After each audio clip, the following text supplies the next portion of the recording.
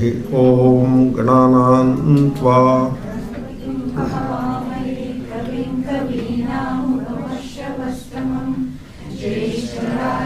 ब्रह्मणां ब्रह्मणस्पत तिभिः सीदसादनं श्रीमहागणाधिपतये नमः।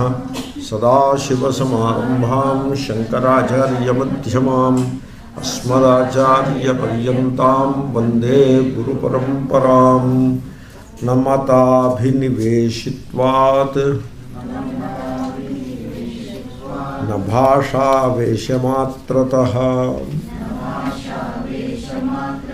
मुक्तिर्विनात्मविज्ञानात् इति वेदान्तडिण्डिमः।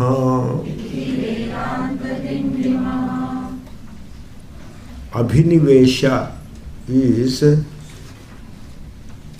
getting fixated about something, what you call fixation. And sometimes it is a little more than fixation, getting fanatically attached to something. That is called abhinivesha.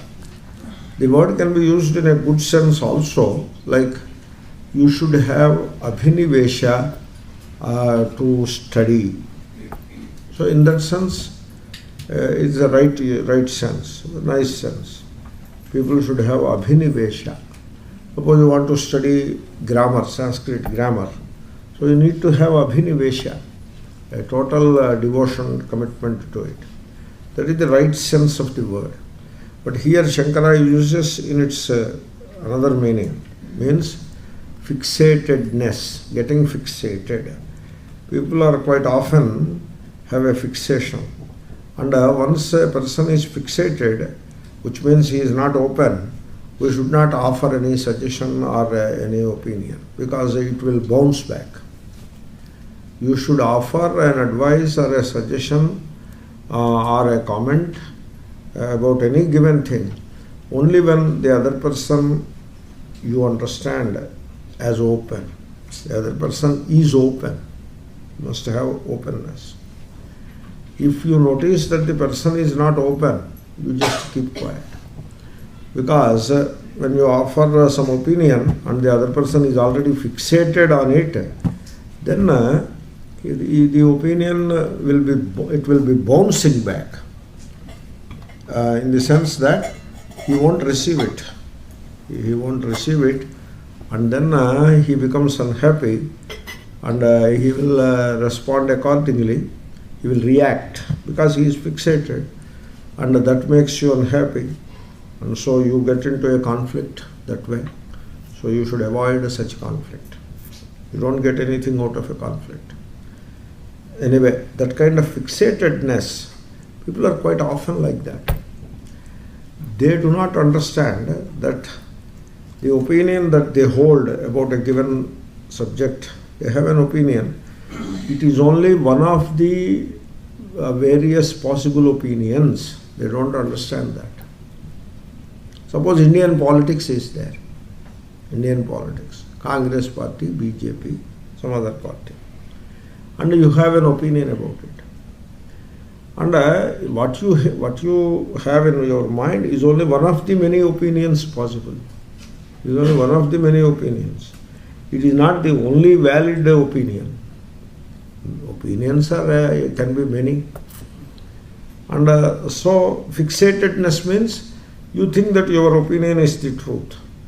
Opinions are not the truth. Opinions are what people opine. That is what they are. You opine that way. Means you ideate, you think that way. That is an opinion. Everybody need not think the same way. There are alternate opinions, and you should have an openness towards the alternate opinions. And when the person is open, we can say something on the subject matter. But if he is fixated, either you should kowtow what he says, means, yes, you are right, sir, you are right, sir, yes, you are right, sir. Either you should do that, which is unnecessary, or you may want to do it, it is up to you. Or you keep quiet when the person is fixated. That is the way to avoid conflicts. So matabhinivesha, fixated that this is the religion and this is the only true religion. This is the fixation. In fact, in the context of religion, it becomes fanaticism. Now Shankara is talking about it. What does it mean? You see, you have to understand in the context, Shankara's context, and then you can apply to the present day context. Application to the present day context is essential. That's why we are studying it. We want to learn from the wisdom of Shankara and we want to live the life according to that wisdom. Therefore, applying to the present is always important. There is no doubt about it. But first, let us understand from his standpoint, at his time, when Shankara was around, there was no Hinduism, Christianity, Islam, etc. None of these things were there. When Shankara lived, even Christianity has not yet come into the world. He lived BC, 400 or 500.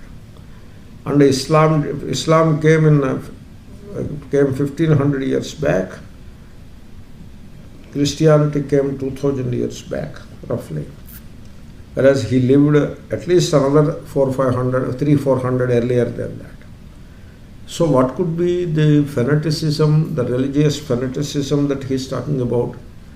In fact, the word mata in Sanskrit, it is not a religion as such. It is given the sense of religion, but in its etymologically looking at it, mata is a thesis or a school of thought. That is called mata. So there are multiple schools of thought, even at Shankara's time. And some of these schools of thought he examined and pointed out their fallacy and presented Advaita, the theory of one, the philosophy of oneness of the truth. Yesterday we were talking about this Advaita. So that is the thesis, that is the Upanishad philosophy, the philosophy of the Upanishads. It is not the same as the philosophy of the Karma Kanda. In the Karma Kanda, the rituals section of the Veda, the philosophy is different. There is a philosophy governing the conduct of karma, There is everything has a philosophy. So theory and practice like that, they have a philosophy. And even pursuit of sense pleasures has a philosophy. There is a philosophy in that. There is an ism there also. Some name is also hedonism or something is there. There is a philosophy for that. And so everything has a philosophy. Everything is a philosophy. So in the rituals section, there is a doctrine that fits into the performance or the conduct of rituals. And that is the doctrine of dualism. Everything is divided. That is the doctrine of the rituals section. Similarly, there are many other doctrines. And Shankara presents the doctrine of Upanishads. Now you have 2, 3, 4 doctrines before you. So you should have an open mind about them. You should not be fanatical about the doctrines. Generally, I will tell you, this is what I noticed.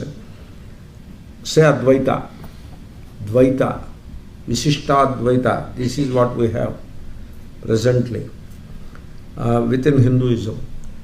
There are people who are very fanatical about it. People who are fanatical about Advaita. Advaita is the only truth. Very fanatical. And then Dvaita is the truth. Advaita is all nonsense. Like that they are very fanatical. These fanatical people, they do not know much of that thesis. For example, Advaita fanatics do not know much about Advaita. They are only fanatical. And Dvaita fanatics, they don't study any Dvaita texts properly. They are only fanatical. They have one guru, and that guru is a Dvaita guru, and these are the devotees of the guru. They are not devotees of the Dvaita doctrine. They are generally people are devotees of the person. They are not devotees of the philosophy. Philosophy is second, it occupies the second place. They are first devotees of the person. Therefore, the person, the guru, happens to be a Dvaita person. And therefore, they are devoted to the Dvaita because the guru is devoted to the Dvaita. They don't study any Dvaita. They go and worship that Guru. Pada Puja they do. What do you get by doing Pada Puja? They do Pada Puja to the Guru. And Guru gets nothing and the Sishyas get nothing. 15 minutes of time wasted in unnecessary ritual. So this kind of a ritualized reverence, that is what is called. The ritualized reverence, it should be kept to minimum and very meaningful. Minimum because the young people should get a message, and so they should be taught. The teaching should be by practice rather than by words. Therefore you touch the feet of a Mahatma, and that will give a message to the youngsters, namely that we should be very humble and we should submit ourselves to the teacher.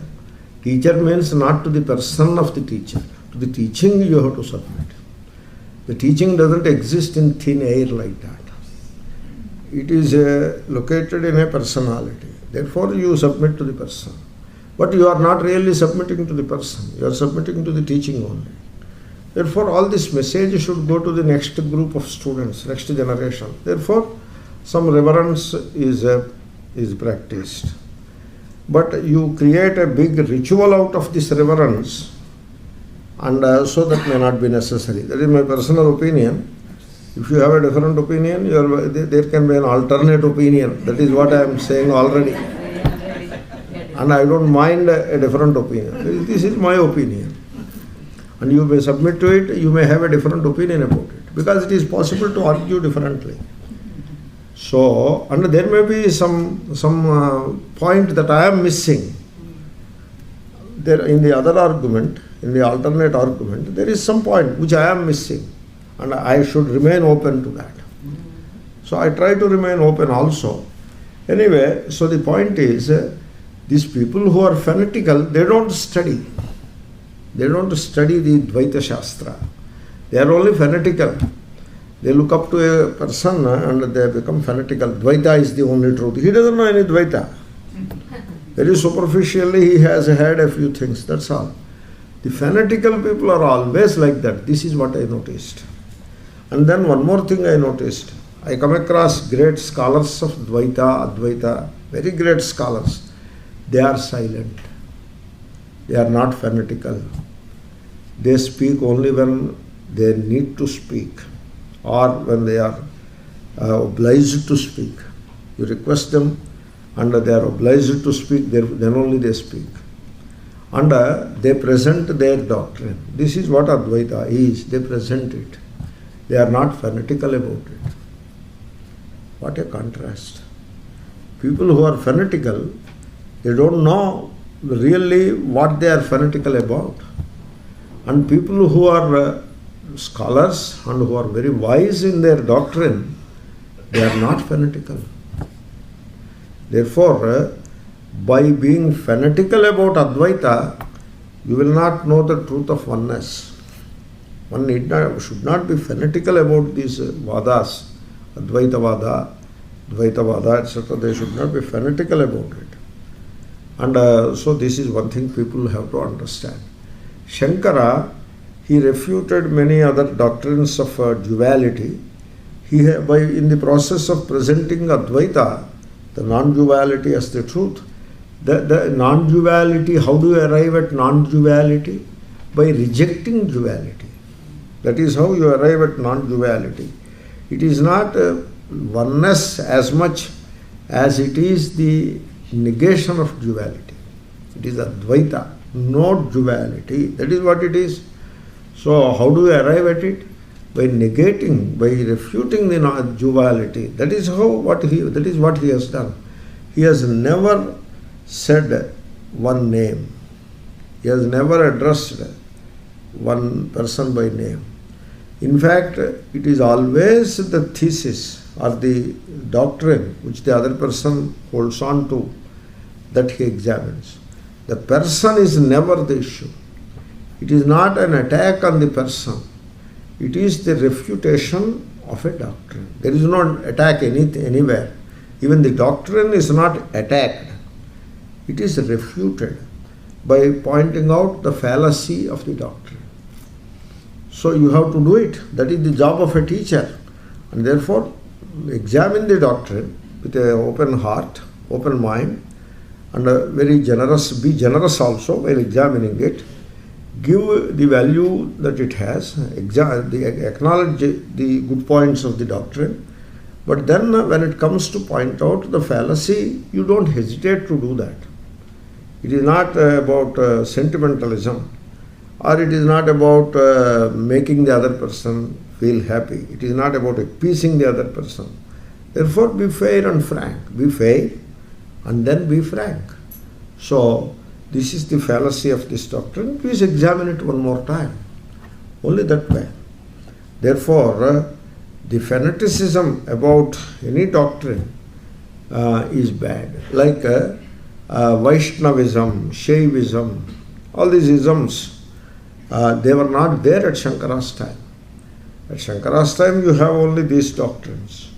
The doctrine of the karma, which is steeped in duality, the doctrine of Advaita, which is the Upanishadic doctrine, and then there is Upasana doctrine.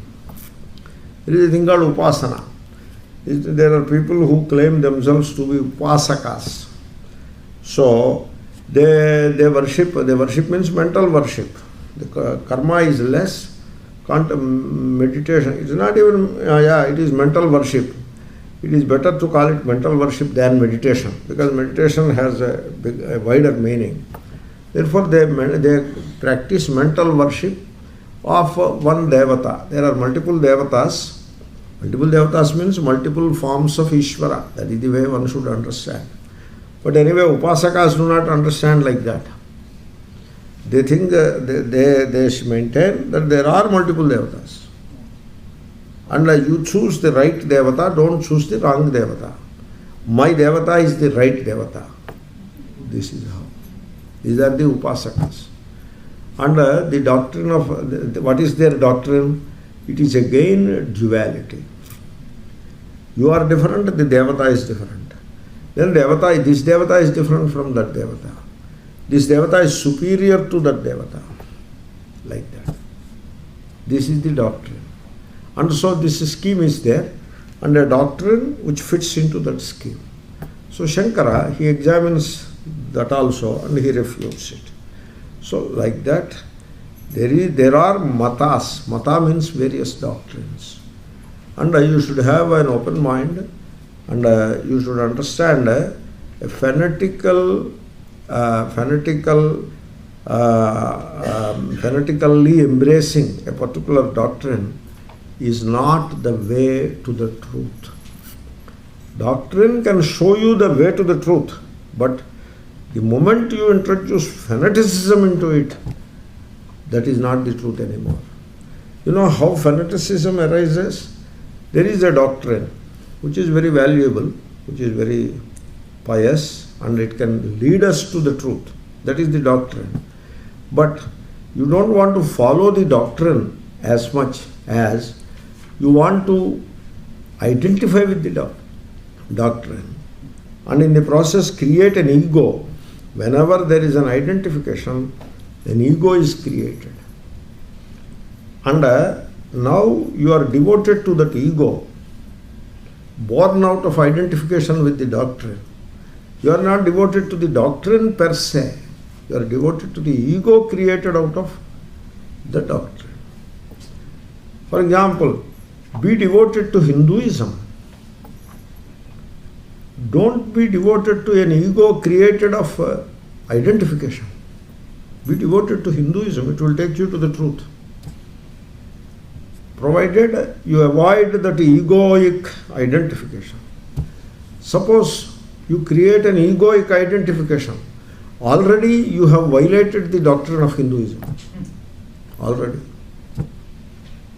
Exactly the same thing applies to Christianity also. Be devoted to what Christ says. Be devoted to what he says. Just examine what he says and be devoted to what he says. That is the doctrine. Be devoted to that. That will take you to the truth. Because all these great Mahatmas, they have a knack of telling the same thing. if you examine closely. Some superficial differences can be there in the method and in the approach, etc. But ultimately they are telling the same truth. So, therefore, be devoted to the doctrine. You are doing fine. But instead of following Christ's teaching, you create a personality called Christian and then divide the humanity into Christian versus non-Christian. Once you created a category called Christian and you put yourself into that category, you have already divided the humanity into two groups already. That is how the division happens. Once you identify with something like that, there is already a division created by you. So suppose I say Aham Brahmanaha.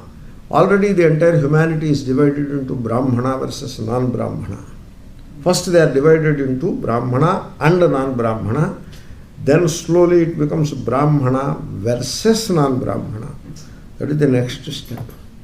Same thing, Christian and non-Christian, or unchristian and non-Christian, not unchristian. That means different. Non-Christian, and then it is Christian versus non-Christian. This is how people create an ego out of a doctrine. That is the meaning of Abhinivesha. Abhinivesha means creating a doctrine, creating an ego out of doctrine. Matabhinivesha. Dhanabhinivesha. Suppose he is rich and he creates an ego out of the riches, saying that I am a rich man.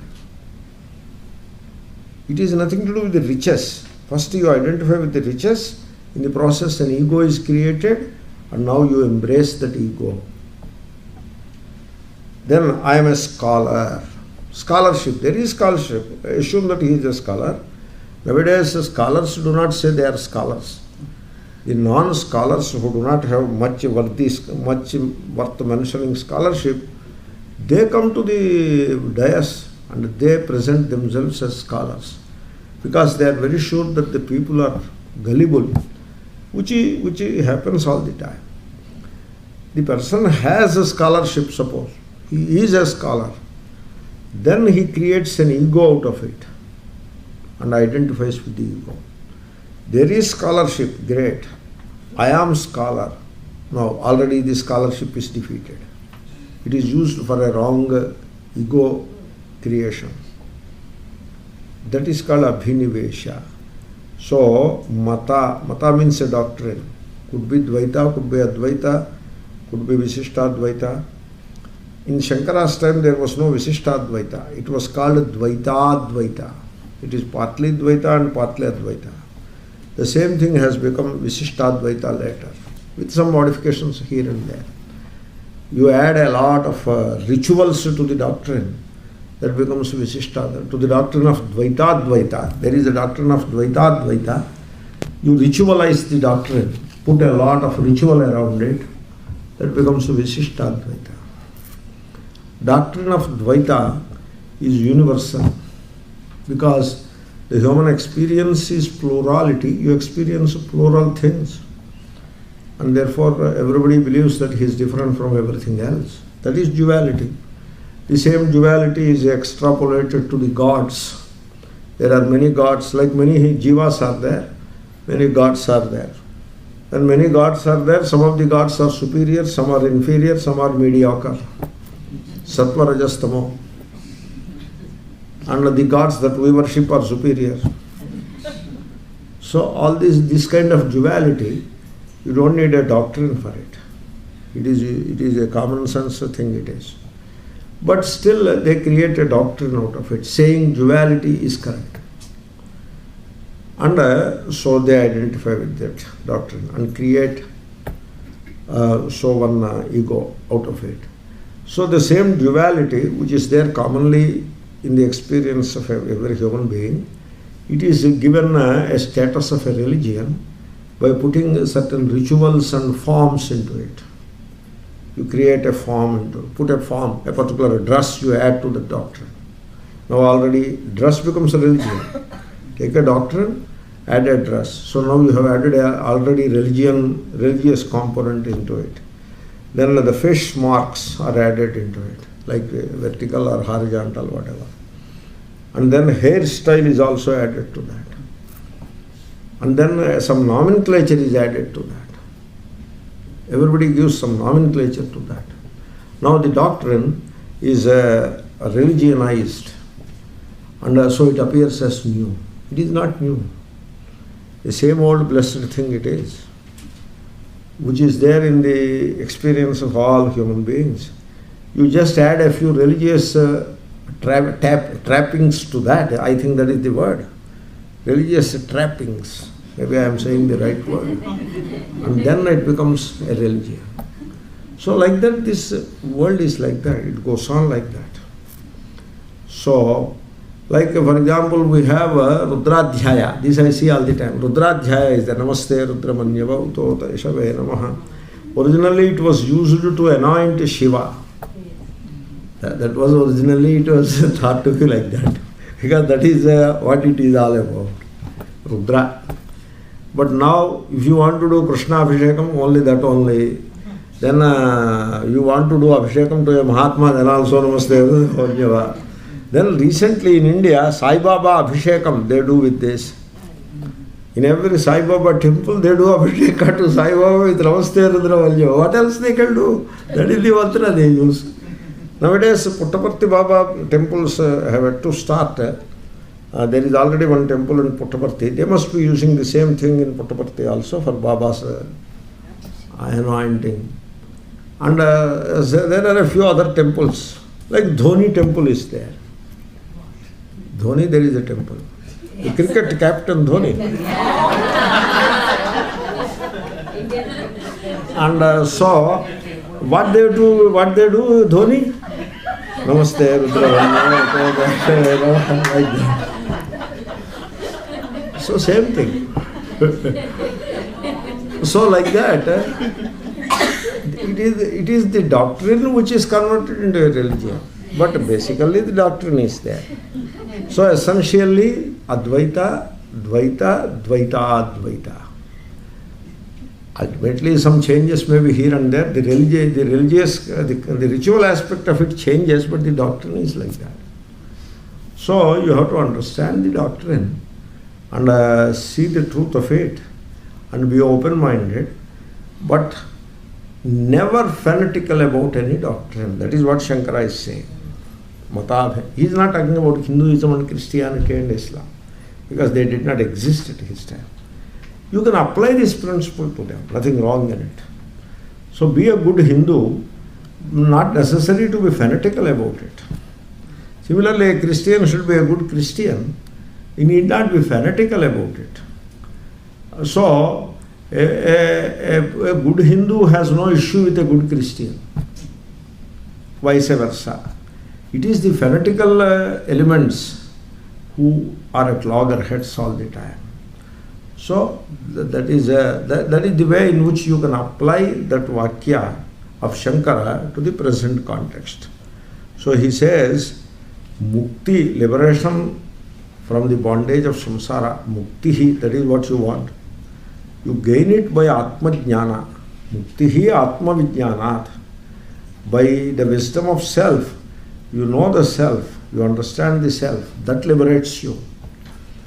Not fanatical attachment to the doctrine, to a given doctrine. That won't help. You see, I always remember one context. A Mahatma was there, a great Mahatma. He was asked, somebody said to him, he's a great scholar of Advaita Vedanta. He's a sannyasi also. He is no more. They told him, you are a great Advaitavadi. That is what they told him. He told, I am not an Advaitavadi. I am Advaita. The reality which is one without the second, that is what I am. I am not Advaitavadi. Advaitavadi means the one who is who presents Advaita as the only truth and everything else is the untruth. That kind of a fanatical association one who has for the doctrine, he becomes Advaita Vadi. So he says, I am not a Vadi. If somebody says Dvaita is the truth, then the Advaita Vadi will challenge him. What are you talking? You don't know. Come, let us discuss. What you are telling is wrong. I will prove it to you. That is the Advaita Vadi. Whereas Advaita is the reality which is one without the second, and I am that reality. I am all. All that exists is my own existence.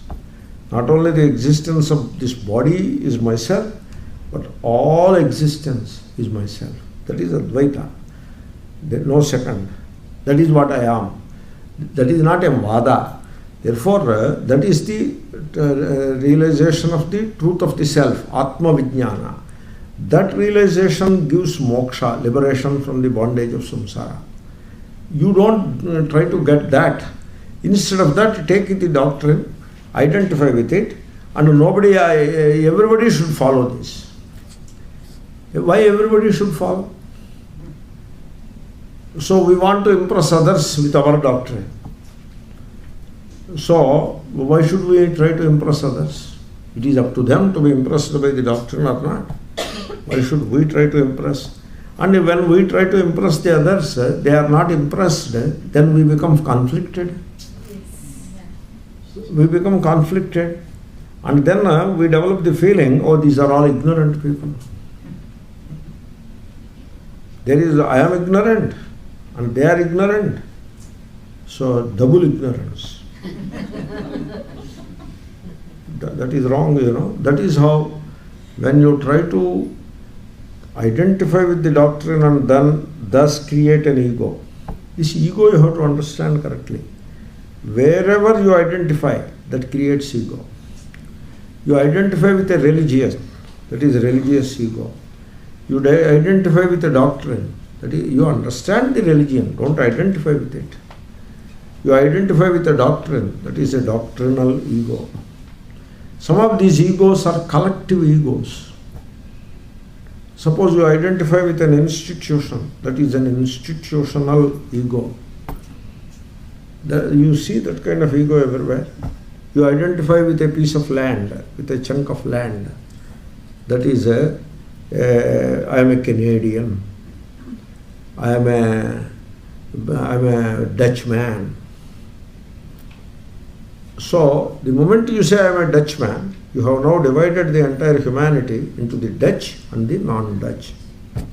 And then there is a Dutch versus non-Dutch. That is not the truth. So that is, you create an ego. And this ego is a collective ego.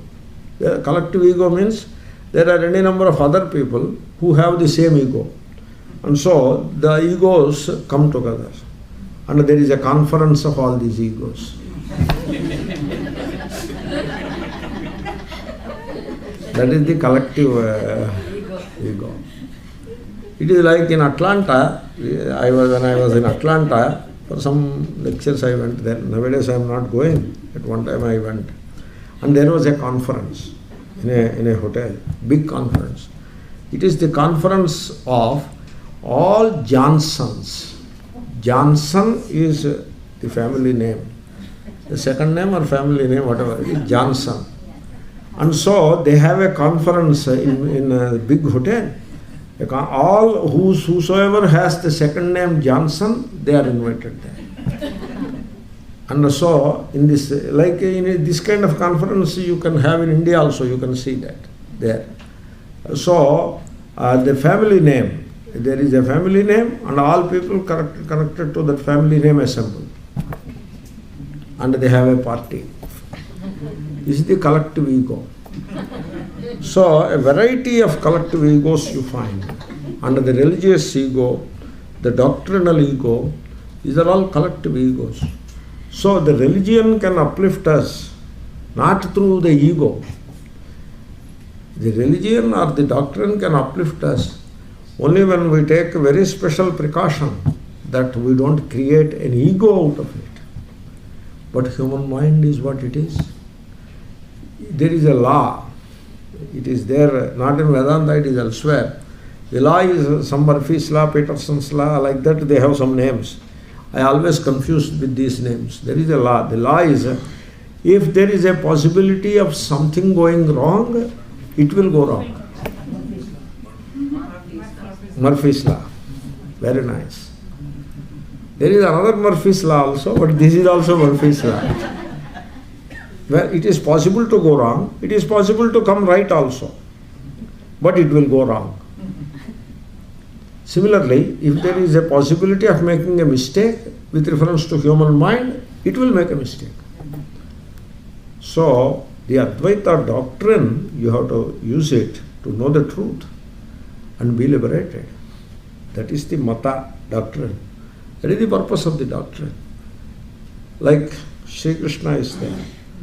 You worship Sri Krishna, understand his teaching and be liberated. That is the purpose of Sri Krishna. That is not meant for creating a Sri Krishnaism. You don't need an ism. Buddha was a great teacher, and his teachings are there, and you can study and understand and be liberated. But you create an ism, then the humanity is divided into this ism versus the non-ism. I am not saying Buddhism is like that.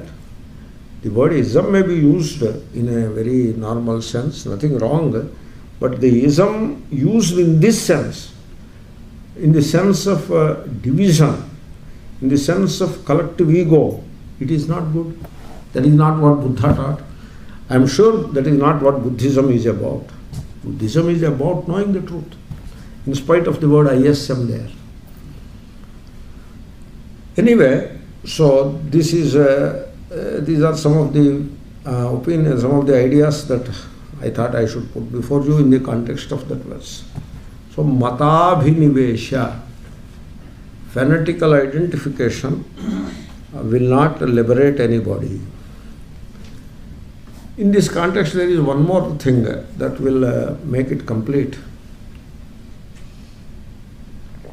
There is a thing called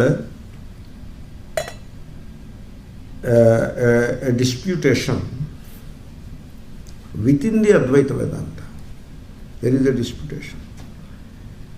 And when I saw that disputation, I was amazed. Oh, Maya is so dangerous and so powerful. There are two schools within Advaita. You have this Atmava are drashtavya shrotavyo mantavyo nididhyasitavyaha. You know that? You are all students of Vedanta.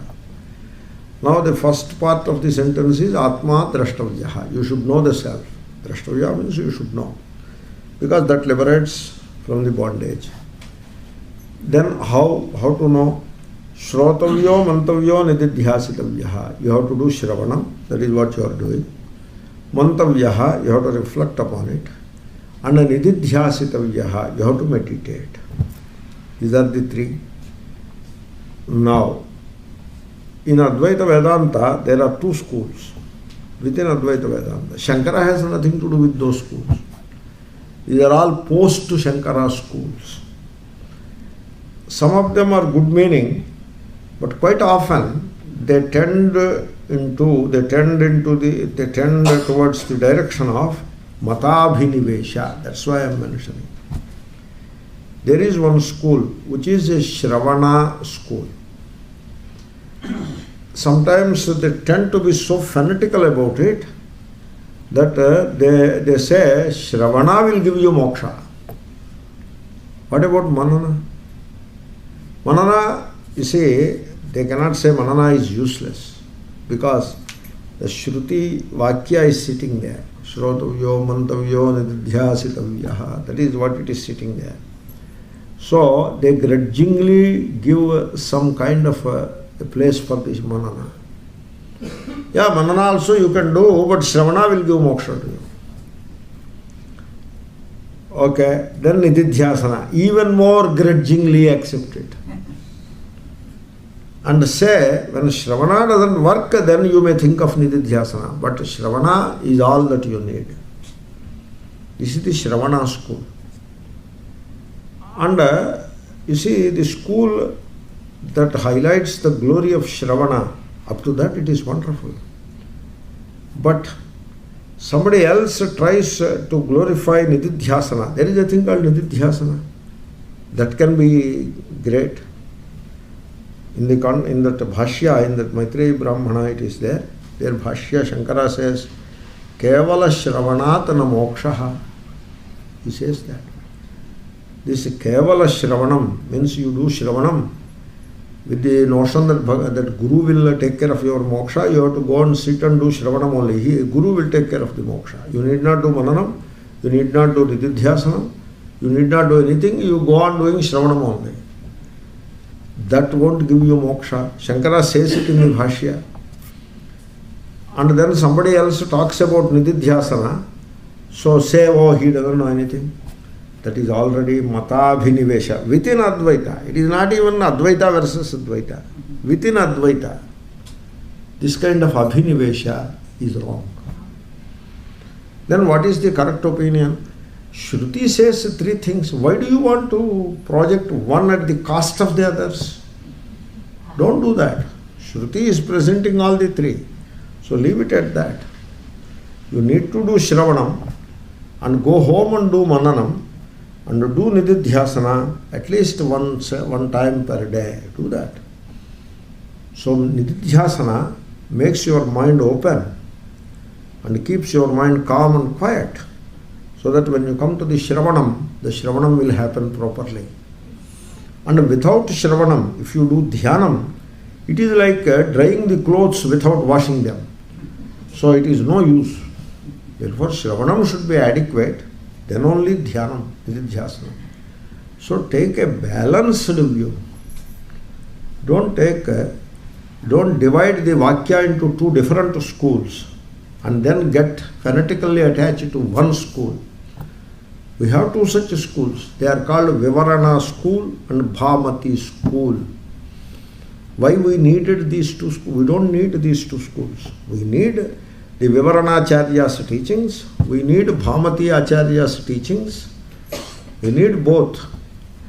And Vivaranacharya says Shravanam. Without Shravanam, Nididhyasana doesn't play any proper role, which is true. And Bhamati Acharya says Nididhyasana will really prepare you for Shravanam. Without proper Nididhyasana, you think that you are doing Shravana, but there is no real Shravana. That is what he says, which is again true. Both are saying the same thing. You see the division or differences where there is none. And you create a division. This is Vivarana versus Bhamati. And then make two schools. And in India, we have some scholars subscribing to Bhamati and some other scholars subscribing to Vivarana. They call it Paksha, like Congress Paksha, BJP Paksha, Rajakiya Paksha. Paksha means one group.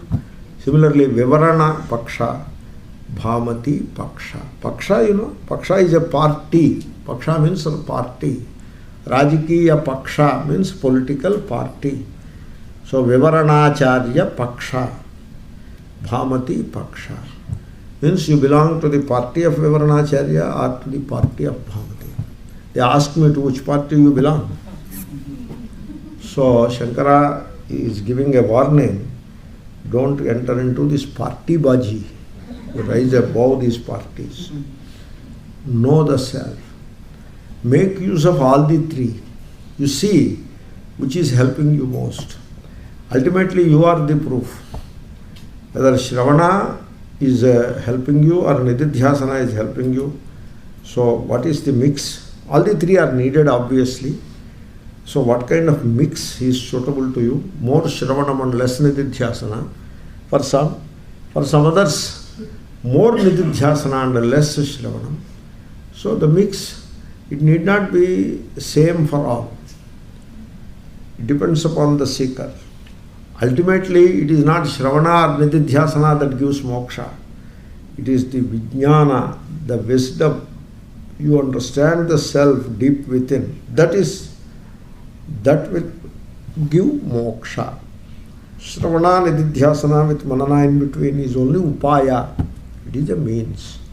And so we respect them and we approach the whole situation with an open mind. That is what Shankara means.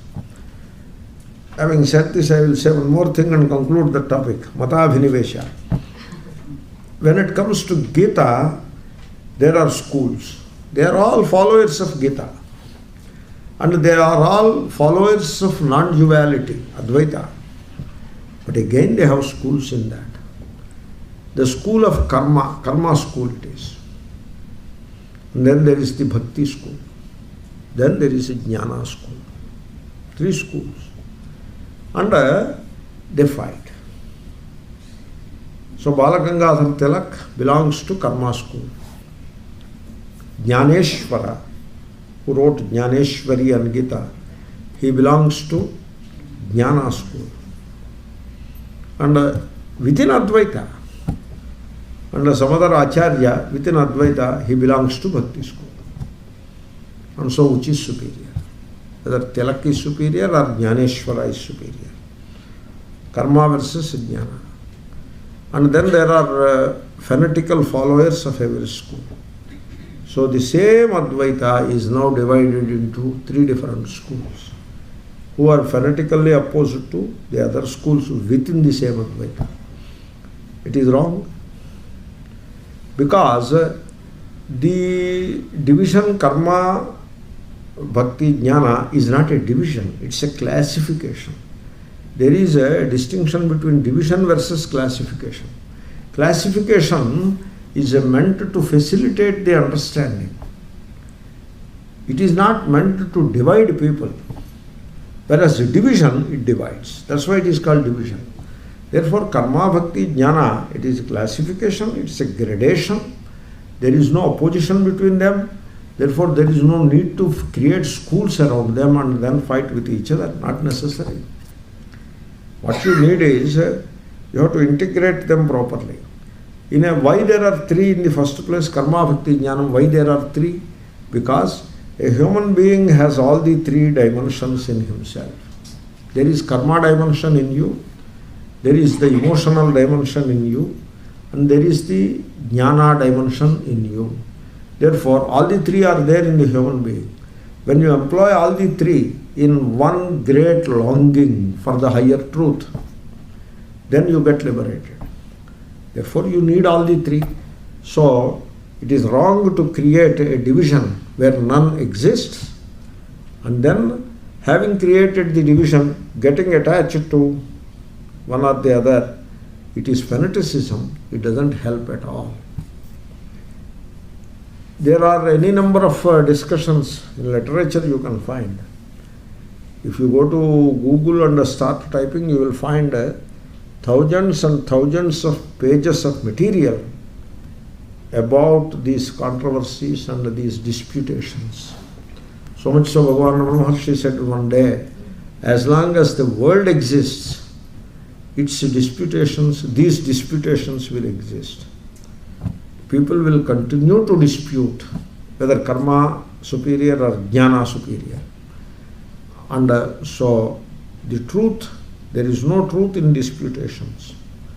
So that is what Bhagavan Ramana Maharshi used to say.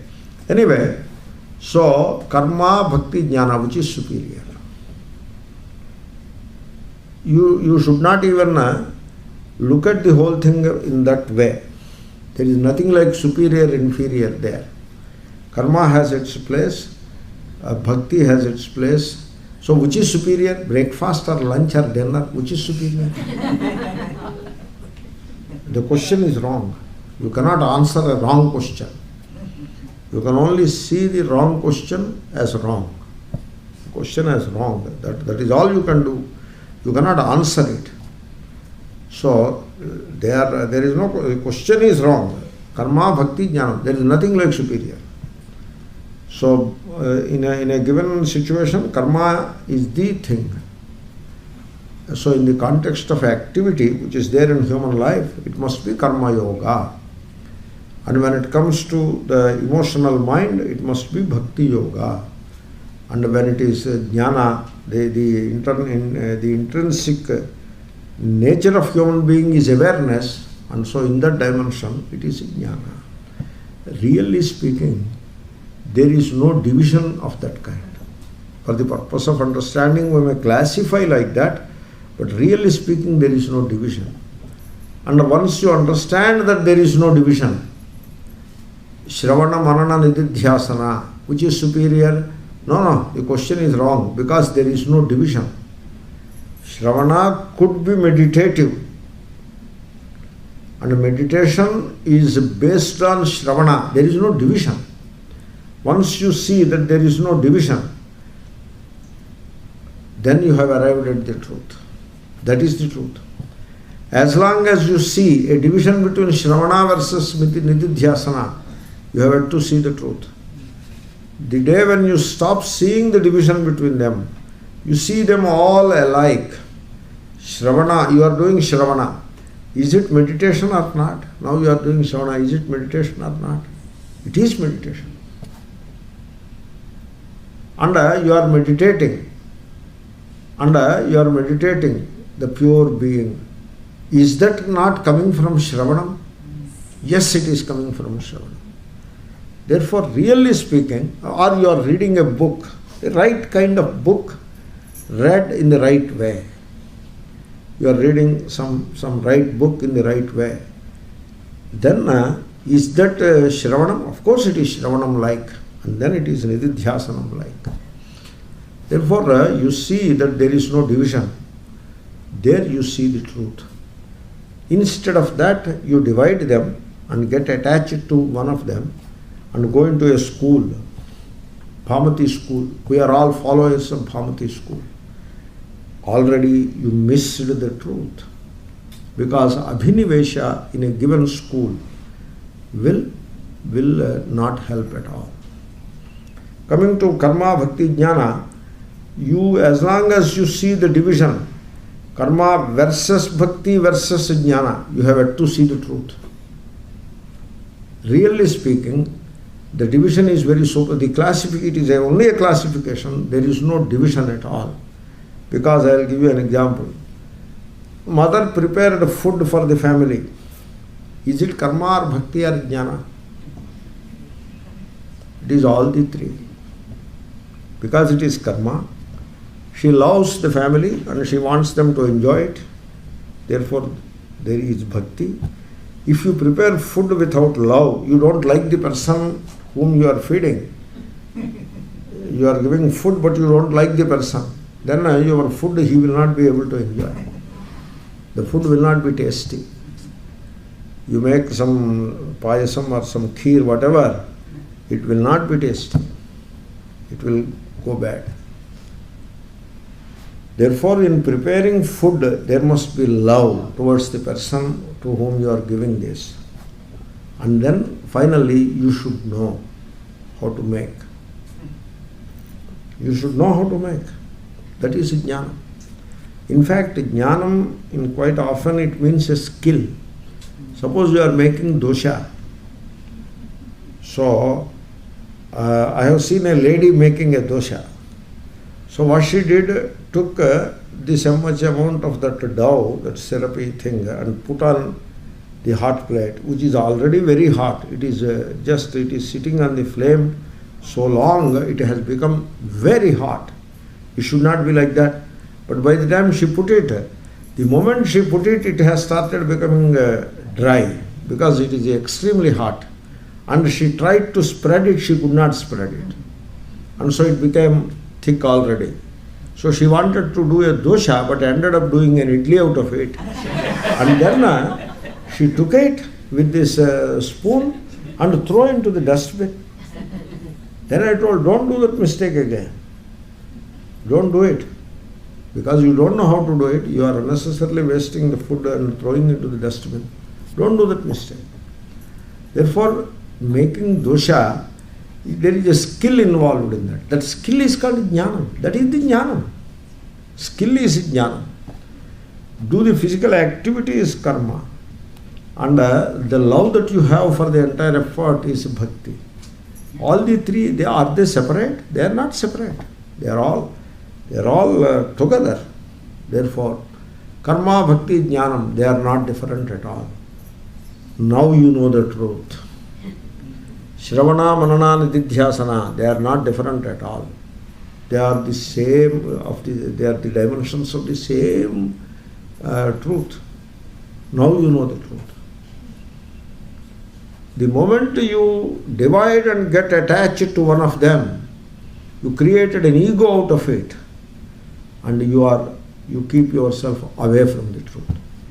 That is how that Vakya should be understood. Matabhiniveshat niveshitvat na muktihi. Atma vijnanat muktihi. Finally, before going into the next sentence, I would say theories are neither right nor wrong. Theories and doctrines, they are neither right nor wrong. You can apply this to the religions also, because religions are nothing but theories and doctrines. Just add a scheme of rituals to a given doctrine, that becomes a religion. Rituals and some external trappings you add to a doctrine, that becomes a religion. Therefore, religions are neither right nor wrong. It is, you see, every religion is attempting to explain that higher reality which cannot be explained. You cannot explain it. It is beyond words and beyond concepts. And you make an attempt to explain it. That which is beyond words, you make an attempt to explain. That which is beyond concepts, you make an effort to conceive it. That is how that becomes a religion. Therefore, every religion is attempting to explain the inexplicable. That is what the religions are. And it is not the theory or doctrine which matters. It is the way you test it that matters. You suppose Shaivism versus Vaishnavism, which is superior? No, there is no such thing. Neither is superior, neither is inferior. Both are attempts to understand the reality. In both, the words do not reach the reality. In both, the concepts do not reach the reality. But you take one of them. The issue is not which is right. The issue is when you take one of them, whatever, how do you pursue it? That is the issue. You take Vaishnavism. It is a very popular religion within the Hindu fold. You take that. And then you follow it fully, to the fullest extent you follow it. You worship Vishnu. You will reach the truth. Or you take Shiva and worship Shiva without any desire, without any fear. Karma Yoga way, you worship. You meditate on Shiva as all. You meditate. You understand that there is only one truth, and that truth is Shiva. So go ahead. You will reach the truth. Therefore, it is not whether it is thisism or thatism which is important. The important thing is how do you put it to test in your life. Test, how do you test it? How do you follow it? How do you practice it? That is important. You choose any doctrine that you like, but you experiment with it. You be earnest and honest with that doctrine. The attainment of reality will be yours. And without doing that, just go on disputing whether this doctrine is superior, that doctrine is superior. That is nothing but collective ego, and you will never reach the truth. The people who are vociferously arguing in favor of Vishnu against Shiva are equally ferociously arguing in favor of Shiva against Vishnu. Neither of them will reach the truth. A person who is silent has taken one of the two. He likes Rama, he takes that, like Kabir. or somebody else likes Shiva, he takes that. Shiva, Om Namah Shivaya. And then with all earnestness pursues it. The person reaches the truth. So, the whole thing is presented in a different way. The human being is a prisoner of his own samsara, the samsara of his own creation. He is in a prison house created by himself. And this life in this prison called samsara is very painful and it is untenable. You cannot continue with it like that. You want freedom. And you are in the prison. So several plans of that prison house are presented before you.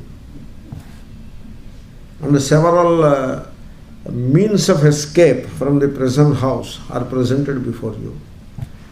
Now, any single plan is not perfect. Every plan has its own defect. All plans are equally imperfect, and no plan is perfect in 100%. There are a few plans before you. Now, you choose any one of those plans, whichever appeals to your mind, you choose it, and pursue it wholeheartedly. You will come out of the prison. Whatever obstacles come in the way, you will overcome, and you will come out of the prison. Instead of that, you go on disputing which plan is right. All plans are equally problematic, because no plan is perfect. This is how the religions are. So every religion, it offers a plan to come out of the prison house, and no particular plan is superior or inferior. So this kind of a very balanced approach towards the various schools and doctrines will help the individual. So this is a very controversial topic, and I try to steer clear of the controversies and try to present a very balanced opinion. That is how I feel. So whether I succeeded or not, you please think about it. Then Shankara says, na bhasha vesha matrataha. Once again, you have to understand what he is saying in the context of his society in which he lived, and also understand what he is saying in the present context. Both ways you have to look at it. When Shankara was living, there were what are called grammarians, Vyakaranas. They are devoted to grammar. That is the Bhasha Vesha. You know, in Andhra Pradesh, I know personally, I am telling you, in Andhra Pradesh, there were, now they are not there. In our childhood or one generation earlier, there were some philanthropists. And you know what is the philanthropy they do? Anybody who is studying Siddhanta Kaumudi, that is the Vyakarana text, fundamental text of Vyakarana, Siddhanta Kaumudi. There is a teacher in the village who teaches Siddhanta Kaumudi. I also studied like that. And the teacher teaches Siddhanta Kaumudi. And any student from anywhere who wants to come and stay there, he has to stay there because it takes 3-4 years to study, and wants to study Siddhanta Kaumudi, this philanthropist will provide boarding and lodging for the student. And any number of students are welcome. Free boarding and lodging. Siddhanta Kaumudi only. Suppose he wants to study Bhagavad Gita, he won't provide lodging and boarding, only Siddhanta Kaumudi. He is a philanthropist. How is this? There are such philanthropists. Suppose a person is going to school, you are willing to give food to him. Only when he goes to school. Suppose he doesn't want to go to school, he wants to help his father or mother at home. He is a 10-year-old kid, he wants to help his father in a small agricultural operation. You won't give him food. Because your philanthropy is fixed to school-going children only. The philanthropies are of different kinds. Similarly, those people, they will give food and boarding and lodging to people who study Siddhanta Kaumudi. What is this? I never understood this Siddhanta Kaumudi thing. Why he should restrict his philanthropy to that? That is how they were. So even in the philanthropy, there is a great fixation that drives people. Even within the philanthropy. It's not that whosoever comes before me and he is in distress, so I do have some resources, I will share my resources with that person in distress. It is not like that. The distress must be first classified. What kind of distress it is? Only that distress we address. No other distress. Like this, your whole world is like that. Therefore, all this story I told you just to impress upon you on the fact that there used to be Vaiyakaranas, means people who are fanatically devoted to the study of grammar in Sanskrit. Only in Sanskrit it is there. And Shankara came across many such guys, students, teachers, and philanthropists who support them. There is a particular trend in the society, a fanatical devotion to grammar. And Shankara, he came across one such gentleman on the banks of river Ganga, and instead of taking to the name of Rama or studying some Gita or whatever, he is doing some Vyakarana. He is a very old person. And so Shankara said, Nahi nahi rakshati. Tukri karane. Bhaja govindam mudhamate. Samprapte sannihite kale.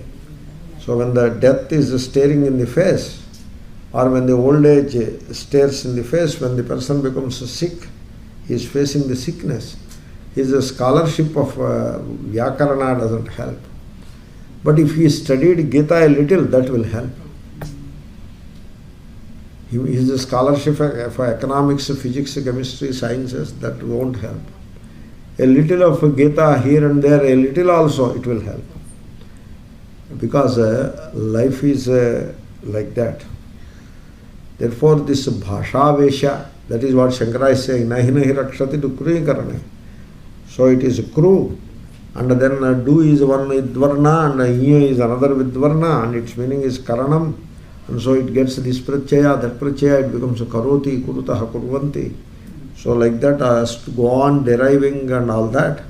That is good. Students of Sanskrit should do all that. But it should not be converted into a fanaticism. That is called bhasha vesha. And the Vaiyakaranas, they have what is their job? Grammar. So what they do, they worship that grammar to such an extent that they have propounded a theory. You will be surprised to hear this theory by understanding the secret of the word pada. Vyakaranam is pada shastram. It is the branch of knowledge dealing with the words. So by understanding the secret of the word, you get moksha. So that is how they take it. Up to moksha level they take it. That is the fanaticism. That is called bhasha vesha. That won't help at all. So this kind of fanatical identification with language, it won't help. Now you may wonder, is there such a thing in the world? I don't know about the world. It is there in the world, I am sure. In India, you have it aplenty. India is a society of many paradoxes. And so in India we see this fanaticism about language, bhasha vesha. So suppose you are devoted to a language, and that language, I don't know what is this devotion to language. How do you do that?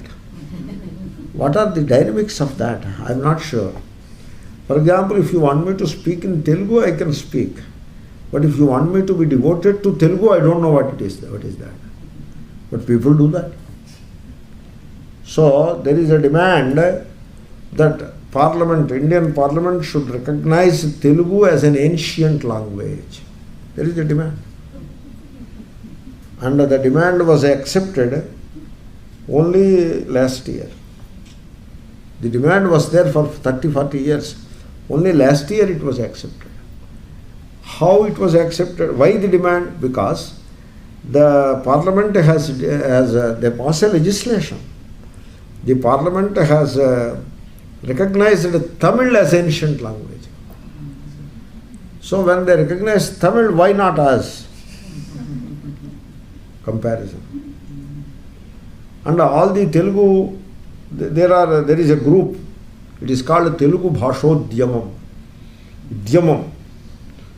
So it is an agitational program to uplift the language of Telugu. And so they were saying why the Tamil was recognized as such, because at that time the Tamil MPs were a large chunk of Tamil MPs who were supporting the government at the center. And these Tamil MPs put a demand: we will support your government only if you declare Tamil as the most ancient religion. And the government immediately declared it. They said, of course, Tamil is a very ancient language. It is the sweetest language. Come on, it is ancient. So they passed the bill. And when they pass a bill, some money will come for the language. It is all politics and money. It is all about money. So then Telugu people woke up. They were sleeping and they woke up. And they put their corresponding demand. Telugu should be done. But they have not done. Then suddenly, there was a large chunk of 36 MPs supporting the central government. They are all Telugu people. They also did not bother about this Telugu. But this Telugu Bhashodhyama people, they have not allowed any free sleep to them. They went after them. So Tamil people got it. Now you are 36 people. What is the useless number? You are not doing anything for Telugu Bhasha. This, that. So finally these people put some pressure there. They said, okay, chalo, have it. So this is the politics, I tell you. Bhasha politics it is. Language politics. We have caste politics, race politics, religion politics, and river politics. Krishna River, Kaveri River, river politics. Then town politics like Belgaum, should it be in Karnataka or should it be in Maharashtra? We don't care whether a large chunk of Himalayas, whether it is in India or in China, we don't worry. Another large chunk of Kashmir, whether it is in India or Pakistan, that also not our concern. We are concerned about this silly town called Belgaum, whether it is in Karnataka or Maharashtra. And the people are, they become ferocious about it. Very amazing thing. What does it matter? A town is in Karnataka, it is not administered properly in any case. What does it matter? So, Bhasha Abhinivesha, the fanatical devotion to language of Sanskrit. You see, when they come to us for study of Sanskrit, so we encourage them. You say, a person came to me and asked me, very devoted way, Swamiji, should I study Sanskrit to gain the knowledge of the self? I told him, don't worry, you don't need knowledge of this Sanskrit for knowledge of the self. Don't need it. So don't worry on that count. You just meditate and study English translations, that will help you. You know why I said that? Because he is retired, a 65, 70-year-old person, and he is not doing health-wise not well. And his Sanskrit is very zero. He has to start from the zero. Therefore, I told him that. Then another young man came to me in San Francisco.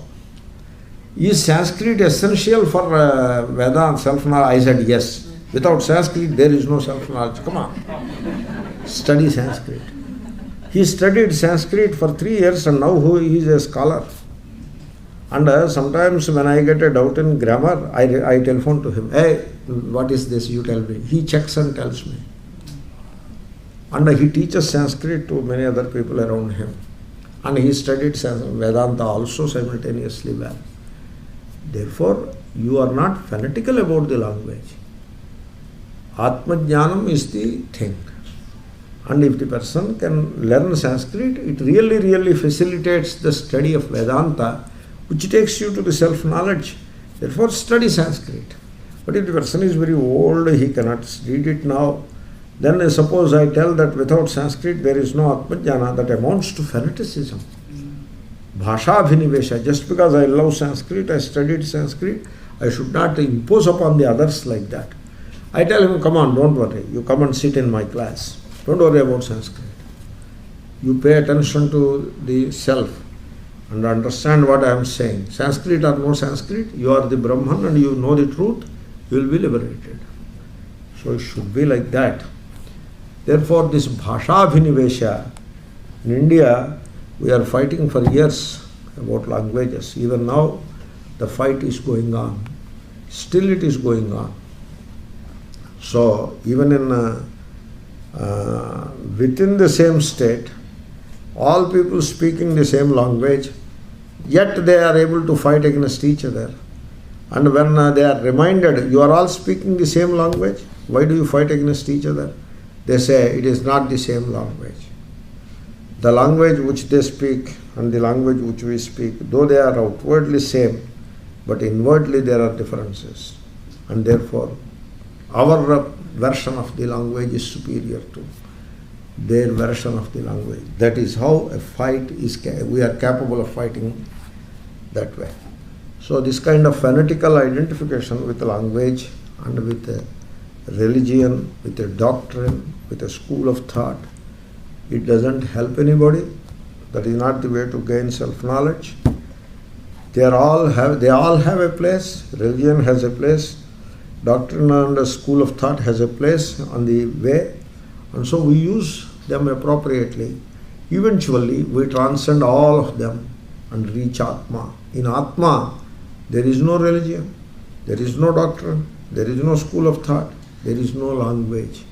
And Atma is truly transcendental. It transcends all these descriptions and all these divisions. Om Purnamadah Purnamidam Purnasya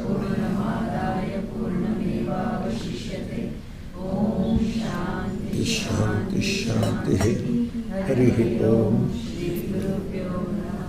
Harihi Om Tat Sat Shri Krishnarpanamastu.